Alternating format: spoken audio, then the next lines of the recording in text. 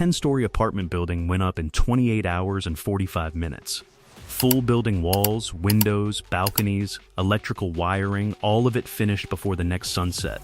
The same company then stacked a 57-story skyscraper in 19 days, then a 26-story residential tower in 5. A building that size using traditional methods takes over a year, 16 months on average. So either something is very wrong with these numbers, or something has fundamentally changed about how buildings get made. Here's the part that makes it even harder to believe.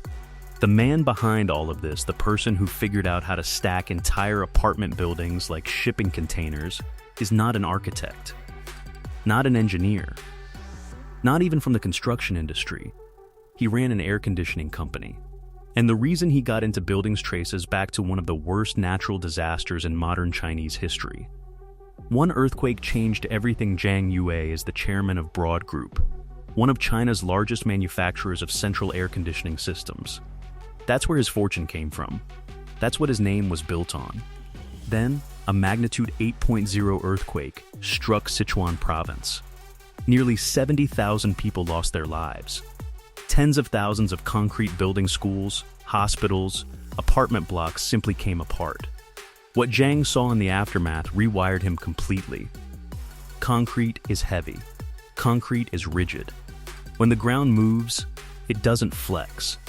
It snaps. He looked at all of that destruction and asked one question: why are we still building this way? So he took his engineering team, his factory floor, his entire supply chain, everything he'd spent decades building for air conditioning, and pointed all of it at one goal: a building system that goes up fast, survives anything, and never touches concrete. He called it broad, sustainable building. What came out of that factory changed the entire conversation.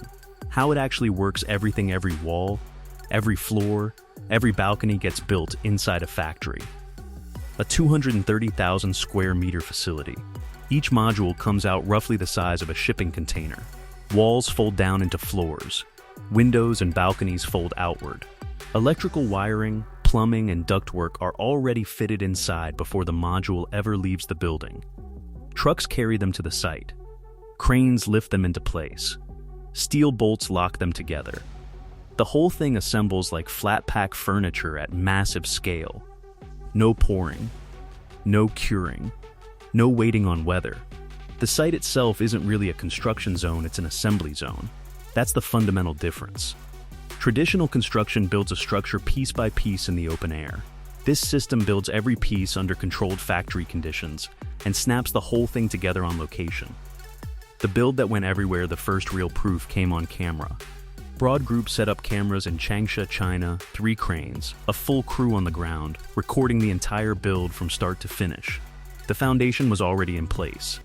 From first module to last bolt, the clock ran 28 hours and 45 minutes. The time-lapse went everywhere. Millions of views. Engineers, architects, and developers all watching the same footage, and the reaction split right down the middle. Half the industry said this changes everything. The other half called it a controlled stunt that didn't reflect real-world conditions. Broad Group's response was simple. They kept building bigger and faster. The next project was 57 stories, not just proving speed, proving scale. A full mixed-use skyscraper, homes, offices, retail, all modular, all stacked. It went up in 19 days. They called it Mini Sky City. 57 stories, 204 meters tall, 800 apartments, office space for 4,000 people, built by 1,200 workers averaging 3 floors a day. Over 90% of the structure came straight off the factory floor, already finished, already wired, already fitted. A conventional build at that height takes around 2 years. This one eliminated an estimated 15,000 truck deliveries of wet concrete.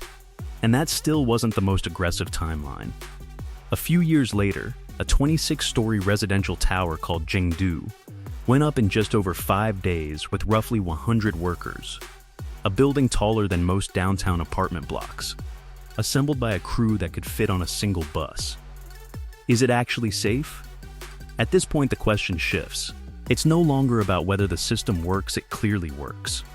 The question becomes whether something that goes up this fast can actually hold up long term.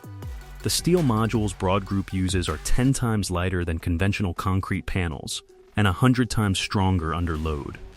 Every structure is rated to withstand a magnitude 9 earthquake, not a company claim, but independently verified by the China Academy of Building Research. The expected structural lifespan is around 1,000 years. For reference, most modern concrete buildings are designed for 50 to 100, and because everything is steel and bolt connected, the entire building can be disassembled at end of life and fully recycled. Construction waste drops by over 90% compared to a traditional site. No rebar cutting, no formwork, no leftover concrete hardening in piles. The other revolution, printing buildings Broad Group's modular stacking, is only one piece of this story. There's a second technology running in parallel, completely different method, completely different company, and it might be even more disruptive. They're not stacking buildings, they're printing them. A Shanghai company called Winsoon operates industrial-scale 3D printing. Giant nozzles layer a mixture of recycled construction waste and fast-setting cement, one pass at a time, wall by wall, structure by structure. In one 24-hour run, they produce 10 complete houses, each one structurally sound, weather-sealed, and livable. Material use drops between 30 and 60% compared to traditional builds. Labor requirements are cut dramatically. The applications are already expanding affordable housing, disaster relief shelters, rural development across Southeast Asia and Africa. The technology is different from Broad Group's modular system, but the underlying logic is identical. Move construction off the open site and into controlled, repeatable, automated systems. One company stacks, the other prints. Both are eliminating the biggest bottlenecks in traditional building time, waste, and manual labor. The market is already moving. This isn't a fringe experiment anymore. The global modular construction market hit roughly $95 billion in 2025. Projections put it past $175 billion by 2034. Asia Pacific holds about 45% of that entire market, with China leading the growth rate within the region. The Chinese government has committed over $1 trillion to building and construction infrastructure in the current development cycle, and that money is moving toward methods that are faster, cheaper, and less resource-heavy. Modular checks every box, and it's not just China. Singapore mandates modular methods for public housing. The UK has invested billions in off-site construction.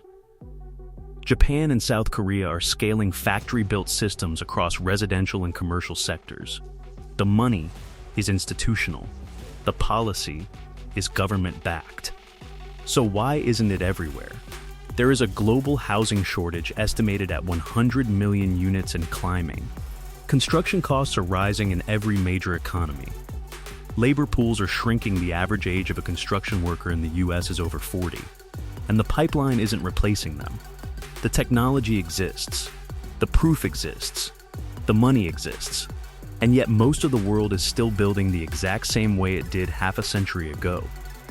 Why? Because regulation hasn't caught up. Building codes in most countries were written around concrete and timber, not factory-assembled steel modules. Unions push back. Developers already have supply chains locked in.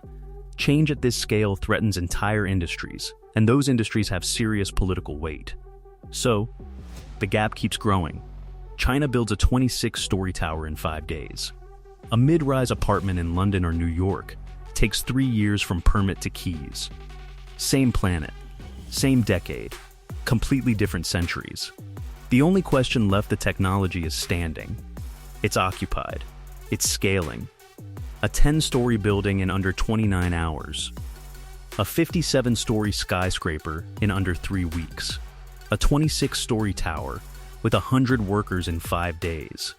Safety ratings that outlast every concrete structure built today. 90% less construction waste. Factory precision at building scale. The system works. The question is no longer whether this is the future of construction. The question is how much longer the rest of the world takes to catch up. So would you live in a building that went up in a single day?